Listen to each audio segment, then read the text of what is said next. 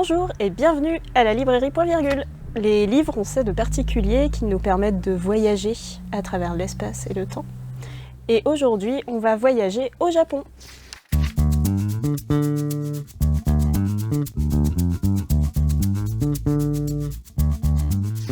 On va commencer avec un manga qui s'appelle Isabella Bird, fait par Taiga Sasa aux éditions Kiyun, dans la collection Kizuna plus précisément. Et c'est en 9 tomes pour l'instant, toujours en cours de parution. Isabella Bird, c'est cette charmante demoiselle que vous voyez sur la couverture. C'est une femme exploratrice qui a réellement existé.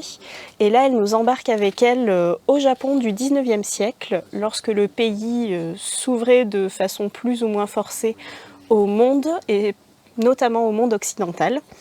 Et Isabella Bird, elle se met en tête de visiter le peuple Ainu, qui est extrêmement isolé du reste du pays. Donc Isabella, c'est un personnage très attachant. Les dessins sont vraiment magnifiques. Et du point de vue historique, c'est super intéressant parce qu'on voit tous les rites d'époque, les costumes.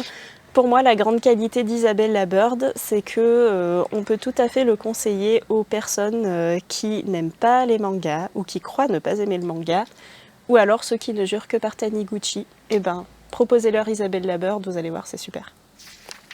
Le deuxième livre dont je vais vous parler s'appelle Quitter les monts d'automne, écrit par Émilie Kerbalek, aux éditions Albin Michel en grand format ou livre de poche en format poche. Il s'agit d'un roman de science-fiction où on va suivre les aventures de Kaori, une jeune femme qui vit dans les monts d'automne. Elle a été recueillie par sa grand-mère.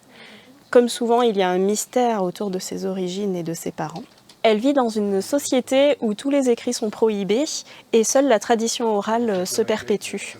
Donc Kaori se destine à être conteuse, comme toute sa lignée avant elle, mais elle n'a pas eu la révélation du dit, ce qui fait que cette carrière pour l'instant n'est pas envisageable.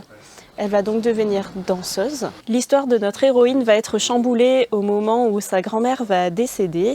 Et en fouillant, il n'y a pas d'autre mot, dans ses affaires, elle va trouver un document écrit qui lui est manifestement destiné. Ce qui l'a fait entrer dans l'illégalité, mais surtout va lui permettre d'entamer un grand voyage initiatique.